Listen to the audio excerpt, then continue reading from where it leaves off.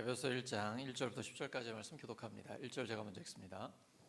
하나님의 뜻으로 말미암아 그리스도 예수의 사도된 바울은 에베소에 있는 성도들과 그리스도 예수 안에 있는 신실한 자들에게 편지하노니 하나님 우리 아버지와 주 예수 그리스도로부터 은혜와 평강이 너희에게 있을지어다.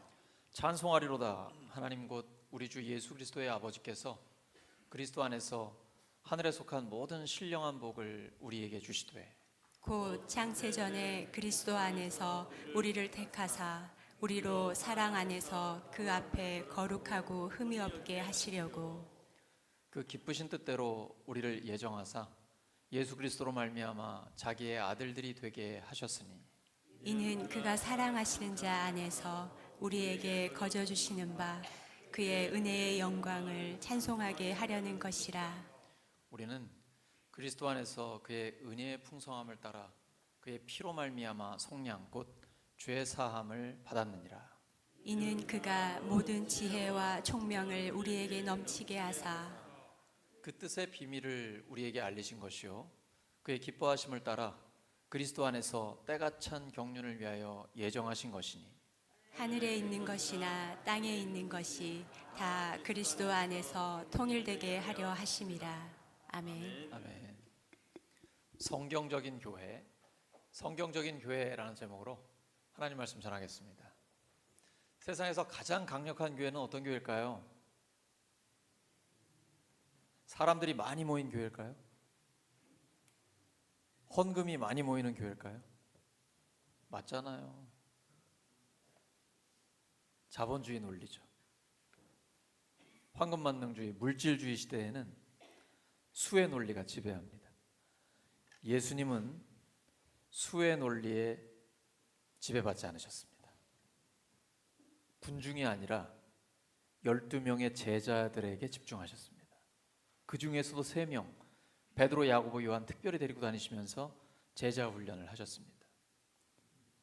수많은 무리들이 예수님을 따라다녔지만 예수님을 왕으로 세우려고 했지만 예수님은 오히려 조용히 은밀한 곳에 가서 하나님과 독대하셨습니다. 그리고 다시 12명의 소수의 제자들에게 초점을 맞추십니다. 그리고 그 12명이 성령의 충만함을 받은 뒤에 세계 선교가 이루어졌습니다. 2000년 교회 역사는 그것을 말해주고 있습니다. 교회는 숫자적인 성장이 아닙니다. 성경이 말씀하시는 교회의 성장은 예수님을 닮아가는 것입니다. 에베소서에 기록되어 있죠. 그리스도의 장성한 분량이 충만한 데까지 자라는 것입니다. 머리로는 정확하게 예수님을 아는 지식이 있고 가슴으로는 예수님을 뜨겁게 믿고 이것이 하나가 돼요.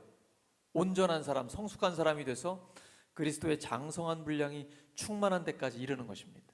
이렇게 성도들 한 명 한 명이 예수님을 닮아가기 위해 기도와 말씀에 집중하고 말씀대로 순종하려고 할 때 숫자는 따라오는 것입니다.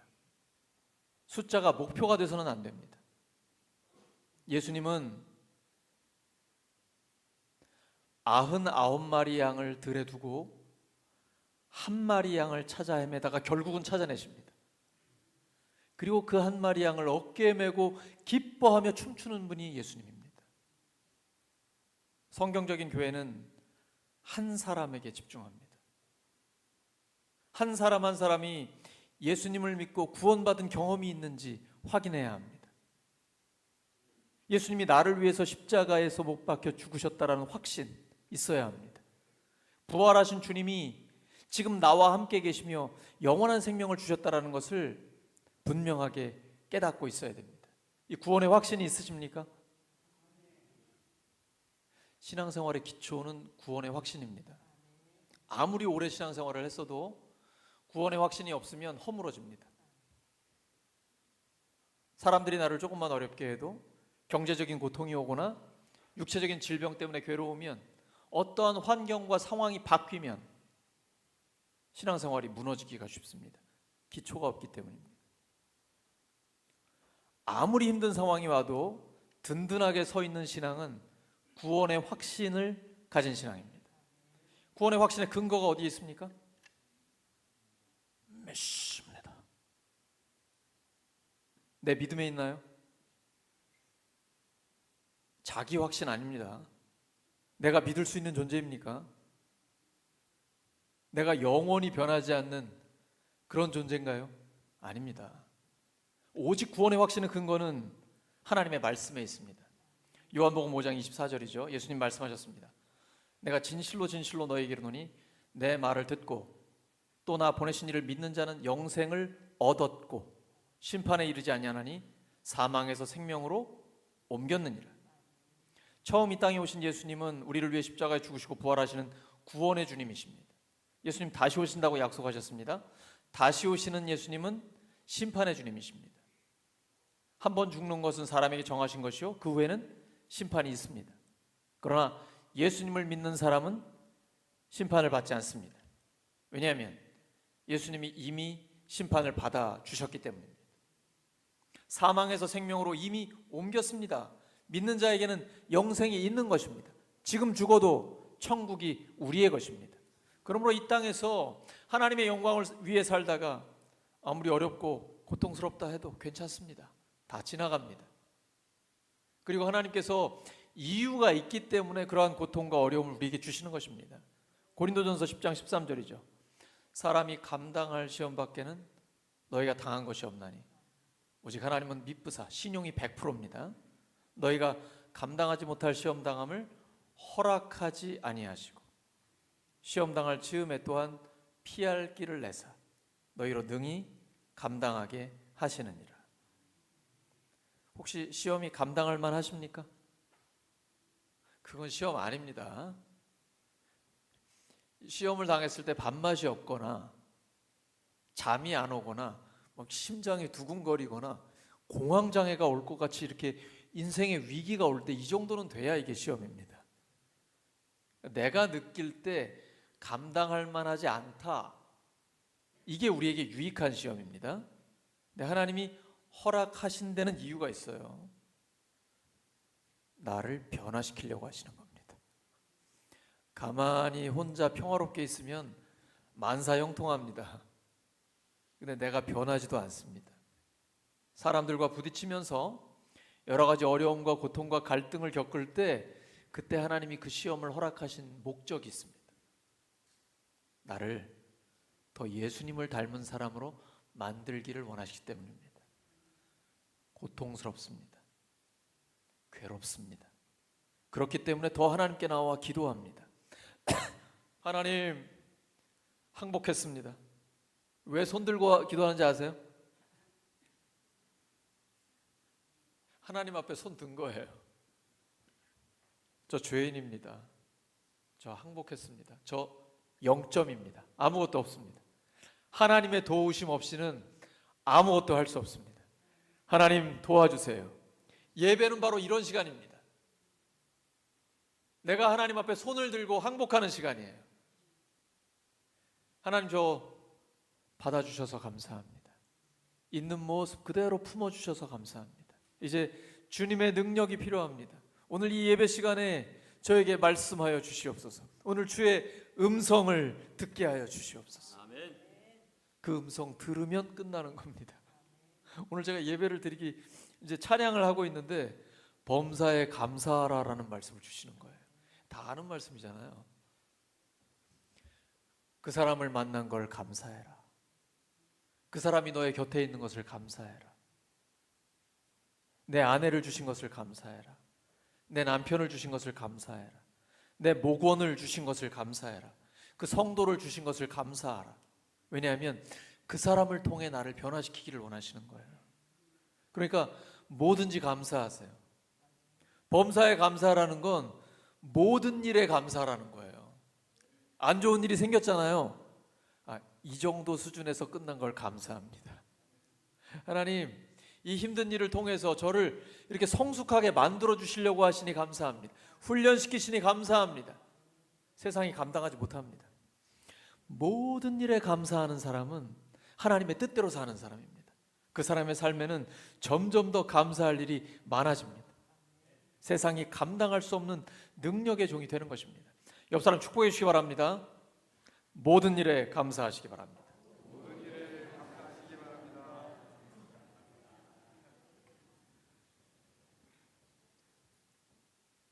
교회의 생명력은 좋은 건물이나 조직에 있지 않습니다. 교회의 생명력은 예수 그리스도께 달려 있습니다. 우리 교회는 사람들만 모여 있는 사람들의 잔치입니까? 아니면 그리스도와 함께하는 축제의 장입니까? 이걸 항상 점검해야 됩니다. 오직 교회를 통해서는 예수 그리스도의 이름만 높임을 받으셔야 합니다. 그래서 교회는 예배에 집중하는 것입니다. 예배에 목숨을 거는 것입니다. 예배를 통해 하나님께서 영광을 받으시고 그 예배 중에 우리에게 말씀하십니다. 예배 중에 치유하시고 회복시키시고 문제를 해결해 주시고 하늘의 지혜를 주십니다. 무엇보다도 올바른 관계를 회복시켜 주십니다. 하나님과 나, 이웃과 나, 환경과 나와의 올바른 관계를 회복시켜 주십니다. 혹시 무너진 관계가 있습니까? 우리가 하나님 앞에 진심으로 찬양하고 하나님의 말씀에 귀 기울이며 그 말씀에 순종하면 관계가 회복됩니다. 어떤 관계는 빨리 회복되고 어떤 관계는 좀 시간이 오래 걸리기도 합니다. 그러나 기다려야 합니다. 반드시 하나님은 회복시켜 주십니다. 왜냐하면 예수님은 이 관계의 회복을 위해서 생명까지 내어주셨거든요. 하나님은 교회를 이루시기 위해서 엄청난 대가를 치르셨습니다. 예수님의 피값입니다. 그래서 예수님은 교회를 자신과 동일시하십니다.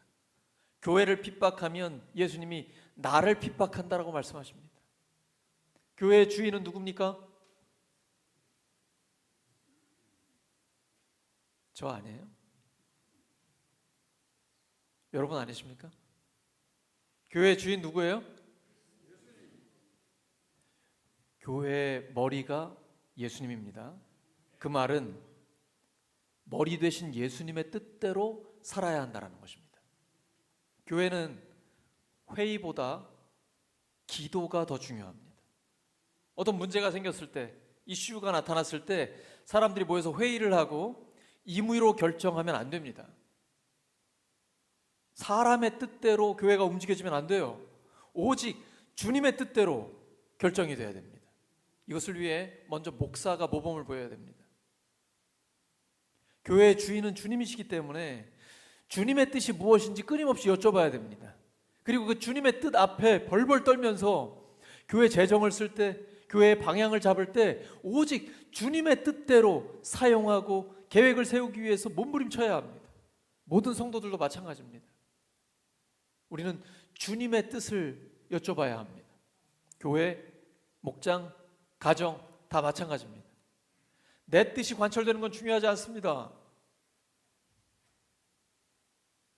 기도 생활도 하지 않고 은혜 생활도 하지 않는데 각자의 생각을 다 얘기할 수 있습니까? 임의대로 다 자기의 뜻을 개진할 수 있습니까? 만약에 그런 교회가 있다면 곧 난장판이 됩니다. 오늘날 교회의 가장 큰 위기는 각자가 다 자기 소리를 낸다는 것입니다. 이게 포스트 모더니즘의 특징이에요. 절대 진리가 없어요. 다 상대적이에요. 자기 소견에 옳은 대로 합니다. 교회에서도 그렇게 하려고 합니다. 내 주장을 내세우려고 합니다. 이러면 교회는 굉장히 어수선해지고 질서가 다 깨집니다. 교회의 주인은 예수 그리스도십니다. 예수님이 아예 선언을 하셨습니다. 베드로가 주는 그리스도시요 살아계신 하나님의 아들입니다 이렇게 고백했을 때 바요나 시몬아 내가 복되도다 이 지혜를 주신 분은 하나님이시다. 내가 이 반석 위에 내 교회를 세우리니 음부의 권세가 감히 교회를 무너뜨릴 수 없다라고 말씀하시죠. 예수님은 예수님의 교회라고 말씀하셨습니다. 그래서 교회는 예수님의 뜻이 무엇인지 계속해서 여쭤봐야 됩니다. 빨리 가는 게 좋은 게 아닙니다. 지금 초스피드 시대입니다. 변화가 너무 빨라서 우리가 그 변화를 체감하지 못합니다. 여러분, 오토바이가 빠르게 느껴집니까? 비행기가 빠르게 느껴집니까? 오토바이 타보셨어요? 오토바이가 훨씬 더 빠르게 느껴집니다. 속도는 비행기가 더 빠릅니다. 뭐 10배 이상 빠르잖아요. 아무리 오토바이가 빨리 달려봤자 900km 이상 달리는 비행기만 하겠습니까? 그런데 비행기 안에 있으면 잠잡니다. 속도가 너무 빠르면 잘 느끼지 못하거든요. 근데 지금은 세상의 논리가 교회에 들어와가지고 교회도 막 빨리 바뀌어야 된다고 생각해요. 아니에요. 빠른 게 중요한 게 아니고 바른 게 중요합니다. 그래서 끊임없이 기도하며 기다려야 돼요. 주님의 뜻이 무엇인가? 주님보다 앞서지 마세요. 서두르지 마세요. 교회는 서두를 일이 하나도 없어요. 하나님은 급하지 않으세요. 그런다고 미루지도 않으십니다. 하나님의 때에 하나님의 방법대로 역사하십니다. 우리의 삶도 마찬가지입니다. 나에게 하나님의 계획이 있습니다. 빨리 돌아서야 됩니다. 고집 부리면 안 돼요. 오래 걸립니다. 하나님이 나에게 말씀하시면 그 말씀에 순종해야 됩니다. 교회와 목장과 가정이 성경적인 교회와 목장과 가정이 되려면 어떻게 해야 될까요?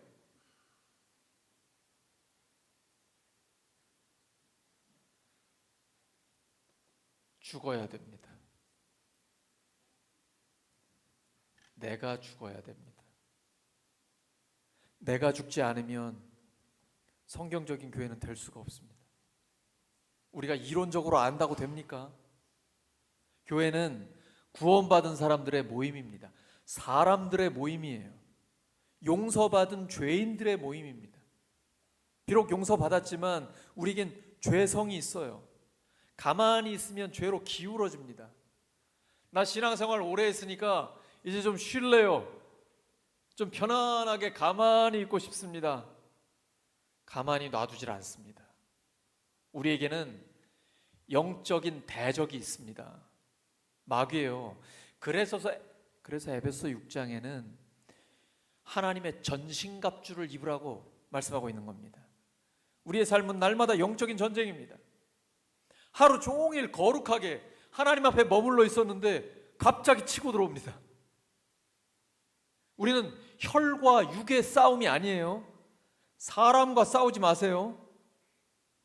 마귀와 싸워야 됩니다. 마귀와 싸우는 무기는 뭡니까? 오직 기도와 말씀뿐입니다. 하나님의 전신갑주 무엇입니까? 진리, 의, 평안의 복음, 믿음, 구원, 성령의 검, 하나님의 말씀, 본질입니다. 교회의 본질, 신앙생활의 본질입니다. 여기에 집중하면 반드시 승리합니다. 신앙생활은 영적인 싸움입니다. 그래서 오늘 에베소 1장을 시작할 때에 3절에서 하늘에 속한 온갖 신령한 복을 주신다라고 말씀하십니다. 신령하다는 게 뭡니까? 환상을 보는 건가요? 뭔가 신기한 거를 듣는 것입니까? 뭐 그럴 수도 있어요. 근데 여기 신령한이란 스피리추얼입니다. 영적인이에요. 진짜 복은 영적인 복입니다. 하나님은 하늘에 속한 온갖 영적인 복을 우리에게 주십니다. 그 영적인 복의 핵심이 뭘까요? 바울은 선택이라는 단어를 우리에게 제시하고 있습니다.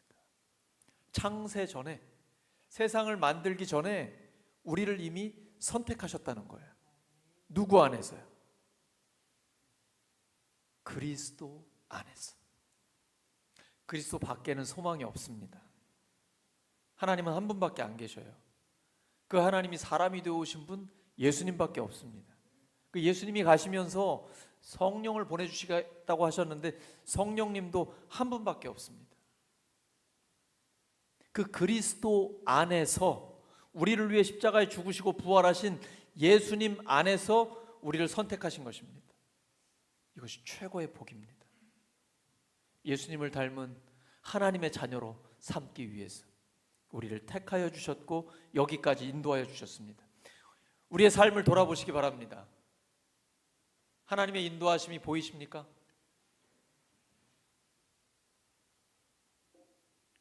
왜 그 사람을 만나게 하실까요? 왜 그런 일을 경험하게 하실까요? 여기까지 인도하신 그 하나님의 인도하심, 섬세한 손길이 보이십니까? 나랑 아무 관계없는 사람인데 갑자기 나에게 어떤 프로그램을 소개해 줍니다. 우리가 사업을 하고 있는데 전혀 예상치 못한 신실한 사람을 만나게 하십니다. 배우자를 만나게 하십니다. 그 자녀를 우리에게 주셨는데 무지하게 속썩입니다. 근데 그 자녀를 통해서 그 자녀 때문에 기도하게 하십니다. 하나님 앞에 신실하게 무릎 꿇게 하십니다. 눈물을 흘리게 하십니다. 그리고 그 자녀가 변화되는 역사를 보게 하십니다. 기도하게 하시려고, 나를 변화시키시려고, 나를 하나님의 자녀답게 만드시려고 여기까지 인도하신 그 하나님, 얼마나 감사합니까? 그 하나님의 손길이 지금도 계속되고 있고 앞으로도 우리를 인도해 주십니다. 여호와 이레, 우리의 길을 예비하시는 하나님이십니다. 아멘. 가장 강력한 교회는 그리스도의 주권을 인정하고 그 주님의 뜻에 절대 순종하는 교회입니다. 성경적인 교회는 예수님을 주인으로 모신 교회입니다. 이 성경적인 교회는 세 가지 특징이 있습니다. 하나됨을 힘써 지킵니다. 하늘에 속한 영적인 복에 집중합니다. 하나님의 은혜가 충만합니다. 첫째, 하나됨을 힘써 지킵니다. 에베소서 4장 2절과 3절입니다. 시작. 모든 겸손과 온유로 하고 오래 참음으로 사랑 가운데서 서로 용납하고 평안에 매는 줄로 성령이 하나 되게 하신 것을 힘써 지키라. 성령이 하나 되게 하신 것을 힘써 지키라고 하십니다. 왜 힘써야 될까요? 저절로 안 됩니다. 가정이 저절로 하나가 되나요? 내 주장만 내세우면 될까요? 교회가 우리가 가만히 있으면 하나가 될까요? 본능으로는 안 됩니다. 그래서 세상은 하나가 안 됩니다. 전부 다 자기의 욕심이 있고 자기 주장이 있거든요. 교만하거든요. 이게 죄의 본질이에요. 그래서 죄의 문제가 해결이 안 되면 하나가 될 수가 없습니다. 하나님께서 사람이 되어 오셔서 우리를 위해 십자가에 죽으시고 부활하셨습니다. 예수님의 십자가를 통해서 우리가 하나가 됩니다. 이미 하나가 된 것을 힘써 지켜야 합니다. 힘써 지키려면 온유와 겸손, 오래 참음과 용납이 있어야 됩니다. 이 중에 쉬운 거 있나요? 온유하다라는 것은 성격이 유하거나 우유부단하거나 나약하거나 힘이 없어서 굴종하는 게 아닙니다. 온유함이란 엄청난 힘과 열정이 있지만 하나님의 뜻 앞에서 힘을 빼는 겁니다. 이분이 예수님이세요. 말씀 한마디로 우주 만물을 창조하시는 분이 로마 군병에게 침뱉음을 당합니다. 채찍을 맞아요. 못 박힙니다. 가시관을 씁니다. 욕을 먹습니다. 주먹으로 맞습니다. 죽기까지 참으세요. 이게 온유함입니다. 겸손한 척하고 표정을 관리하는 게 겸손이 아닙니다. 빌립보서 2장에 기록되어 있죠. 너희 안에 이 마음을 품으라 곧 그리스도 예수의 마음이니 그는 근본 하나님의 본체시나 하나님과 동등됨을 취하지 아니하시고 자기를 비워 종의 형상, 사람의 형상을 입고 오셨습니다. 이것이 겸손입니다. 오래 참음. 예수님이 누구신데 예수님을 비난하고 핍박합니다. 다 참아주십니다. 그리고 그들을 위해 죽어주셨습니다. 용납, 있는 모습 그대로 받아주십니다. 우리가 잘나서 받아주시는 게 아닙니다. 우리가 인격이 고매해서 품어주시는 게 아닙니다. 있는 모습 그대로 받아주십니다. 우리가 이 예수님의 성품을 닮아갈 때 하나됨을 지킬 수가 있습니다. 힘써 지켜야 합니다. 신앙생활의 목표가 무엇입니까? 잘 먹고 잘 사는 건가요? 신앙생활의 핵심이 무엇입니까? 그리스도의 성품을 닮아가는 것입니다. 교회에서는 일을 많이 하는 게 중요하지 않습니다. 교회에서 무슨 일을 많이 하는 게 중요하지 않습니다. 그것보다 훨씬 더 중요한 건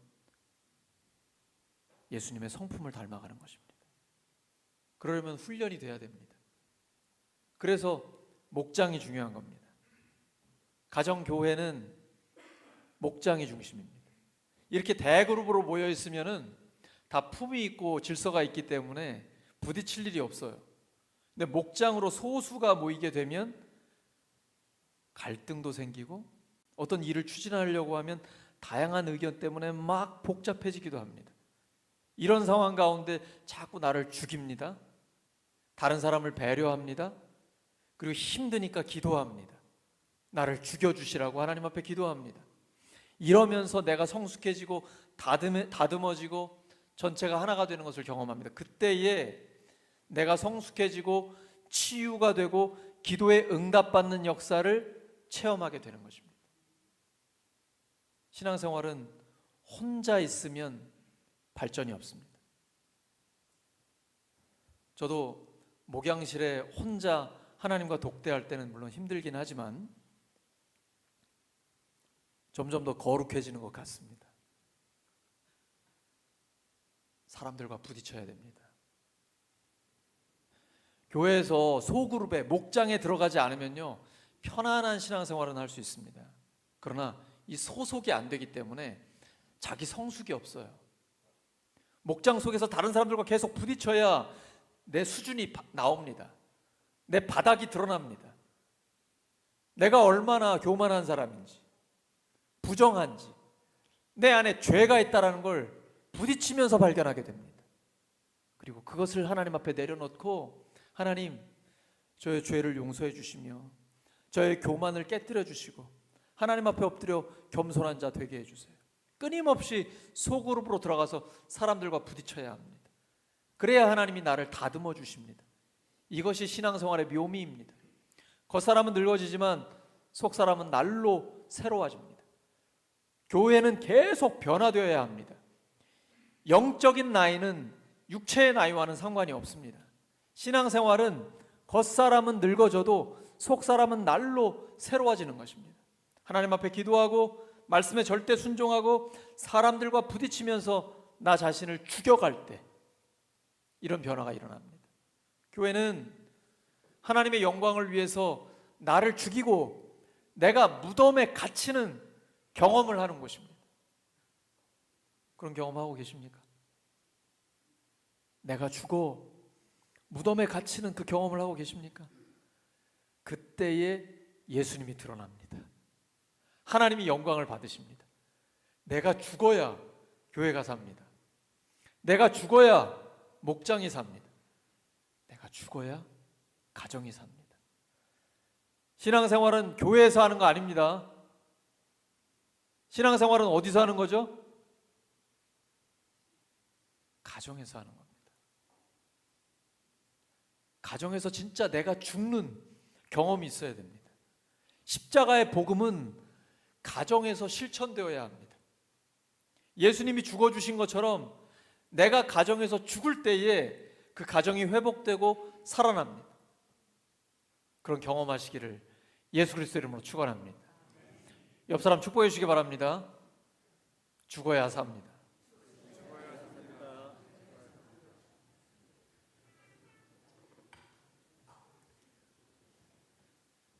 자꾸 버둥거리고 내가 살려고 버티고 이러면 시간이 오래 걸려요. 그냥 내가 빨리 죽는 게 좋아요. 그러려면 기도해야 됩니다. 그리고 말씀에 집중해야 돼요. 예배다운 예배는 말씀에 순종하는 겁니다.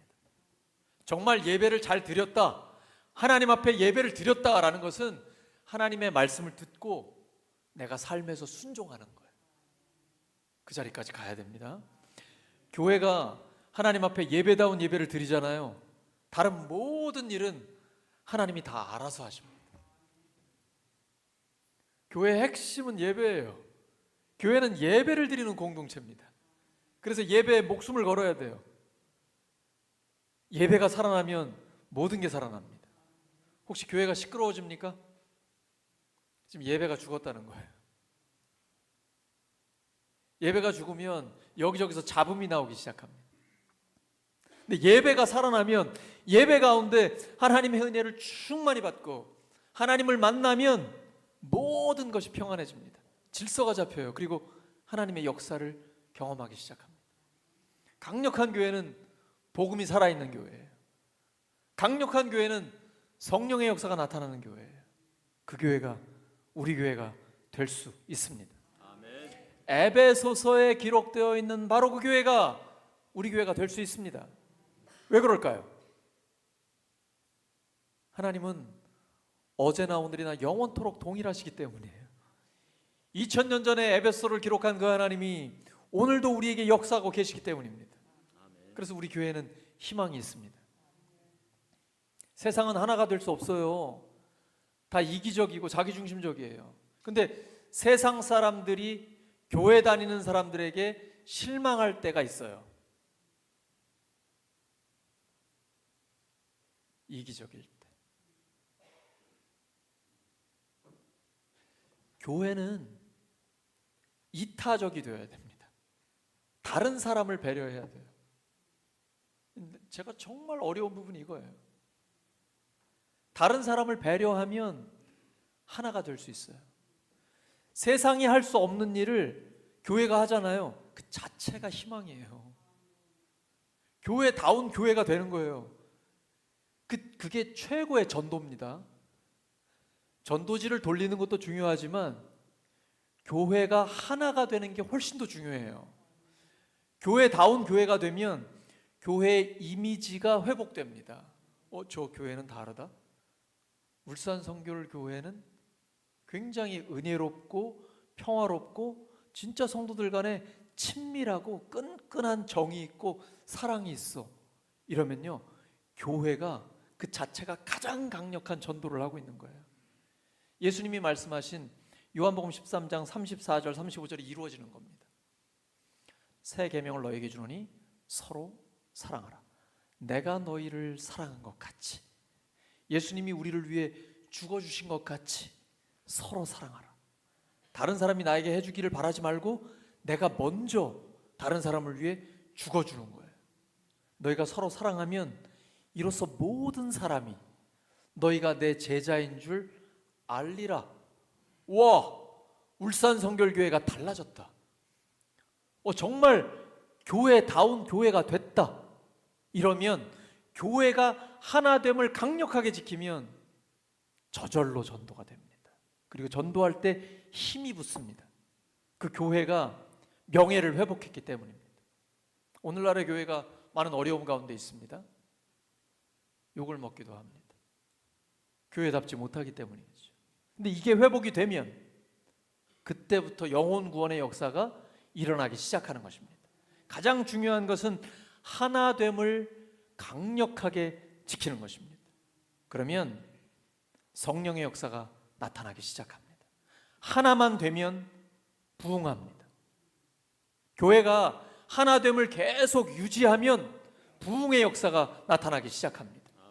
그 부흥은 개인 영혼이 예수님을 닮아가는 것입니다. 공동체 전체가 그리스도를 닮기 위해서 최선을 다하는 것입니다.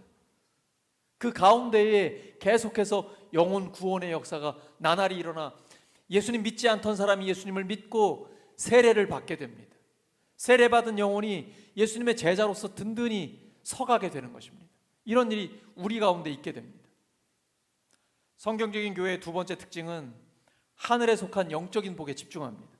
에베소서 1장 3절입니다. 시작. 우리 주 예수 그리스도의 아버지이신 하나님을 찬양합시다. 하나님께서는 그리스도 안에서 하늘에 속한 온갖 신령한 복을 우리에게 주셨습니다. 바울이 에베소를 시작하면서 인사말을 해요. 하나님의 은혜와 평강이 여러분에게 충만하기를 바랍니다. 그리고 찬송하리로다부터 시작을 합니다. 찬송이 터져 나온 거예요. 예배 시간에 하나님께 집중하면, 하나님께 초점을 맞추면 찬송이 터져 나옵니다. 무슨 찬송을 해도 다 은혜가 돼요. 왜냐하면 그 찬송의 가사가 내 간증이기 때문이에요. 그리고 우리 교회에 실제로 이루어지기 때문이에요. 오늘 시온성과 같은 교회에서, 시온이라는 것은 이제 하나님의 백성이 됐다 이런 뜻이에요. 예수님 믿고 하나님의 자녀가 됐다는 거예요. 예수님의 핏값으로 사신 그 교회의 한 사람이 됐다라는 겁니다. 하나님의 관심의 초점은 교회에 있어요. 예수님의 핏값으로 사셨기 때문입니다. 우리에게 하늘에 속한 온갖 신령한 복, 영적인 복을 주셨습니다. 주기를 원하십니다. 우리가 왜 못 받을까요?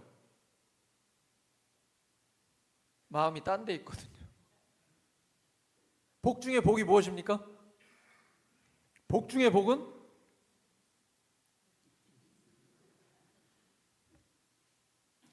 진짜 복은 영적인 복이에요. 이 영적인 복은 세상이 줄 수 없습니다. 하나님만 주실 수 있습니다. 아멘. 눈에 보이지 않습니다. 영원합니다. 우리의 마음이 정말 여기에 가 있습니까? 끊임없이 자기에게 질문해야 됩니다. 내가 복 받기를 원하는데 어떤 복을 받기를 원하는가? 무슨 복을 받기를 원하는가? 심지어 교회도, 우리 목회자들이나 교회 이렇게 모이면 몇 명 모여, 헌금이 얼마야? 관심이 딱 거기가 있어요. 너무 물질적이지 않습니까? 세속적이지 않아요? 이러면 교회가 천박해집니다. 성경적인 교회는 영적인 복에 집중하는 것입니다. 근데 영적인 것은 현실적이고 매우 실제적인 것입니다. 예수님이 십자가에 못 박혀 죽으신 것은 환상이 아니에요. 우리랑 똑같이 몸을 가지신 예수님이 목마르고 배고프고 피곤하면 주무셨던 그 예수님이 모진 고통을, 살이 다 찢겨나가는 그 고통을 당하신 거예요. 현실이에요. 영적인 복은 현실적인 복이고 영원한 복입니다. 하나님이 우리에게 약속하신 것은 온갖 하늘에 속한 영적인 복입니다. 하나님 나라를 우리에게 상속시켜 주신 것입니다. 예수님 믿고 하나님의 자녀가 됐다는 것은 바로 그 복을 누리는 것입니다. 천국을 맛보면서 살아가는 것입니다. 참된 의와 평강과 기쁨을 누리면서 살아가는 것입니다. 세상의 물질로는 얻을 수 없는 하나님의 사랑, 참된 평화와 기쁨, 소망이 넘치며 신뢰가 있고 하나님이 믿어져요. 그리고 성도와 성도 간에, 가족 간에 신뢰가 있어요. 끈끈한 우정과 사랑이 있어요. 이런 것들이 회복이 되는 것입니다. 영적인 복에 집중할 때에 그 교회에 하나님의 은혜와 평강이 충만해집니다. 성경적인 교회는 하나님의 은혜가 충만합니다. 에베소서 1장 7절입니다. 시작. 우리는 이 아들 안에서 하나님의 풍성한 은혜를 따라 그의 피로 구속 곧 죄 용서를 받게 되었습니다. 다시 한번요. 시작. 우리는 이 아들 안에서 하나님의 풍성한 은혜를 따라 그의 피로 구속 곧 죄 용서를 받게 되었습니다. 자, 은혜란 뭘 표현하고 있습니까? 죄 용서를 표현하고 있는 것입니다. 에베소서의 핵심 단어 중에 하나가 은혜입니다. 성경적인 교회는 은혜가 충만한 교회입니다. 은혜란 내 모든 죄를 용서받는 것입니다. 사도 바울은 교회를 핍박했던 사람입니다. 죄인 중에 괴수요, 만삭되지 못한 자 같은 나를 하나님이 용서해 주셨습니다. 저는 사도지만 사도라고 불릴 자격이 없습니다. 그런 저를 용서해 주셨습니다. 나의 나 된 것은 오직 하나님의 은혜입니다. 성경적인 교회는 이 은혜가 충만한 교회입니다. 하나님께 용서받았다라는 죄 용서의 기쁨이 넘칩니다. 죄 용서의 확신이 있습니다. 그래서 다른 사람도 용서합니다. 반드시 용서하셔야 됩니다. 용서는 남을 위해서 하는 게 아닙니다. 나를 위해서 하는 거예요. 용서 안 해보세요. 기도가 됩니까? 마음에 진짜 평안함이 있어요? 자유로움이 있습니까? 없어요. 용서를 반드시 하셔야 됩니다. 이거 해결하셔야 돼요. 그래서 예수님께서 너희들이 용서하지 않으면 너희도 용서받지 못한다라고 말씀하시는 거예요. 은혜를 받은 사람은 용서가 됩니다. 혹시 용서가 안 되십니까? 용서할 수 있게 해주시라고 기도하십시오. 하나님이 용서하게 해주십니다. 하나님, 진심으로 용서하게 해주세요. 진심으로 사랑하게 해주세요. 그러면 하나님 그렇게 해주시고 내 영혼도 자유롭고 회복시켜 주십니다. 아멘. 말씀 정리합니다. 성경적인 교회는 하나됨을 힘써 지킵니다. 하늘에 속한 영적인 복에 집중합니다. 하나님의 은혜가 충만합니다. 성경적인 교회가 되어 하나님이 기뻐하시는 우리 모두가 되기를 예수 그리스도의 이름으로 축원합니다. 아멘. 말씀 기억하면서 합심하여 기도하겠습니다.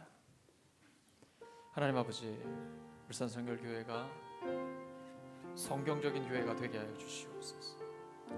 하나님이 기뻐하시는 그 교회 되게 해 주시옵소서. 하나됨을 힘써 지키게 해 주시옵소서. 하늘에 속한 영적인 복을 간구하게 하여 주시옵소서. 하나님의 은혜가 충만하게 해 주시옵소서. 주여.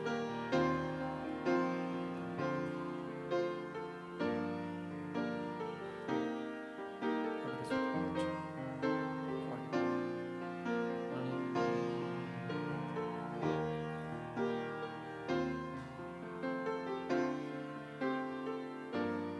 아버지, 그런 복이 충만한 교회 되게 해 주시옵소서. 감사드리며 예수 그리스도의 이름으로 기도드립니다. 우리 다 함께 일어서